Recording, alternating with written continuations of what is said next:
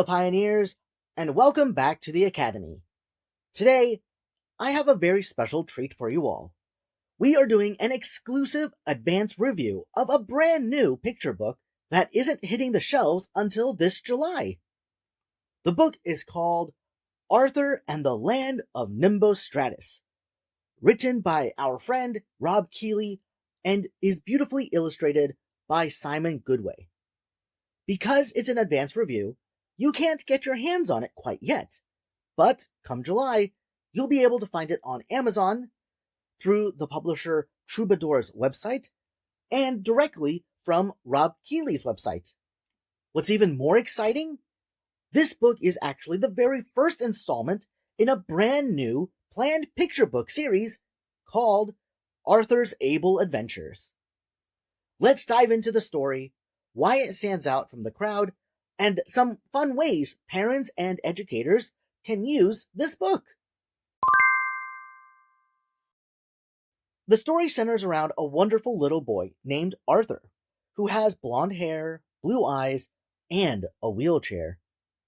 Arthur is full of brilliant ideas, and his absolute favorite day of the week is Saturday. Why? Because that's when Maxine comes to visit. Maxine is a vibrant character with a booming laugh, sparkly silver bangles, and a wardrobe full of dancing colors. She brings the sunshine, even when the sky is gray.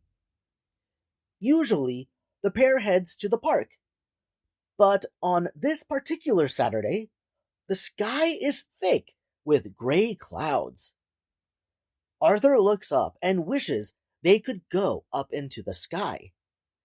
Maxine encourages his wild imagination, and together they squeeze their eyes shut and imagine as hard as they can. Suddenly, they are transported to the magical land of Nimbostratus. They find themselves floating on a giant, fluffy platform made of clouds, complete with floating cotton wool castles. The world is filled with adorable winged cloudlings wearing umbrella hats, fluffy cats, bouncing goats, and even a bus that honks like a goose.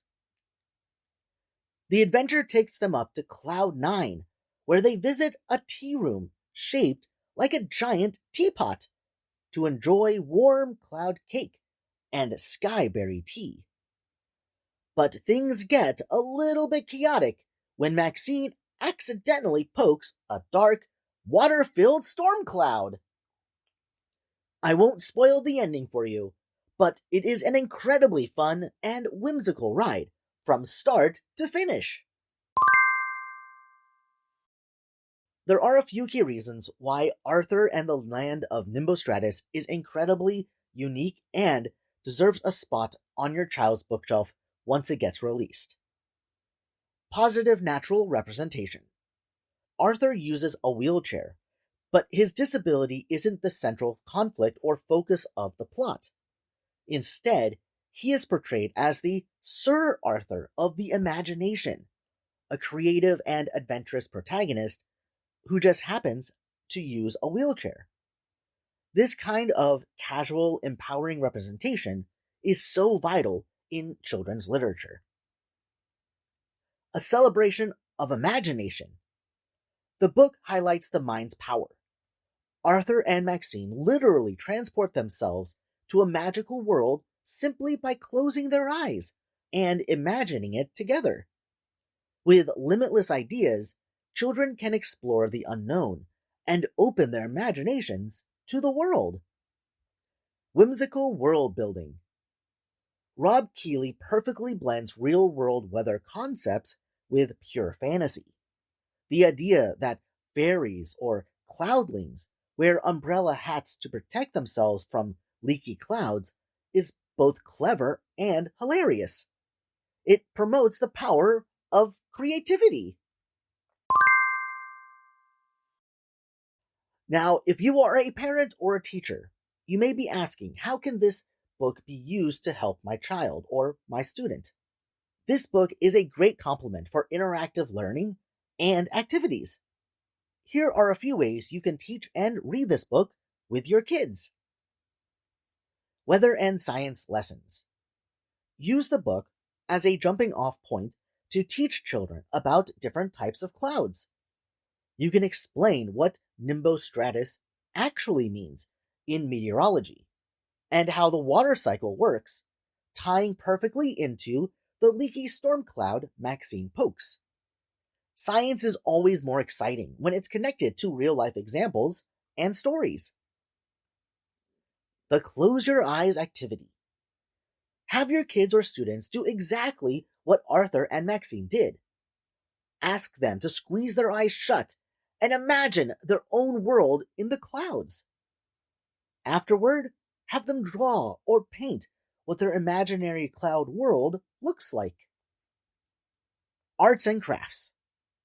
Get some cotton balls, construction paper, and glue.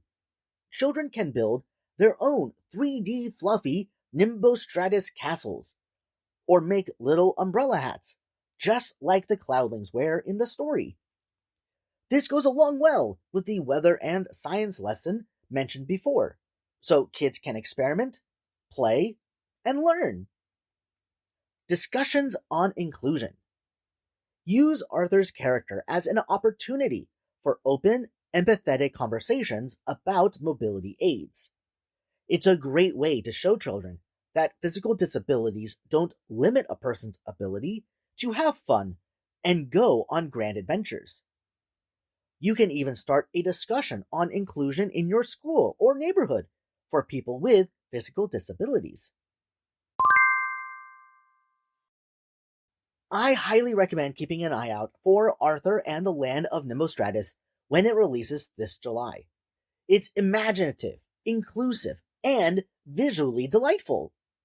Be sure to check the links in the description below to find Rob Keeley's website, as well as where you can pre-order or buy the book on Amazon and Troubadour. If you have a book you'd like reviewed or read, send me an email to contact@readingpioneers.com so we can turn it into the next video. Also, help support the channel by liking, sharing with friends and family, and subscribing to stay updated with future book reviews coming soon. Thanks for watching, everyone, and until next time, I hope you all have an amazing day. Bye-bye!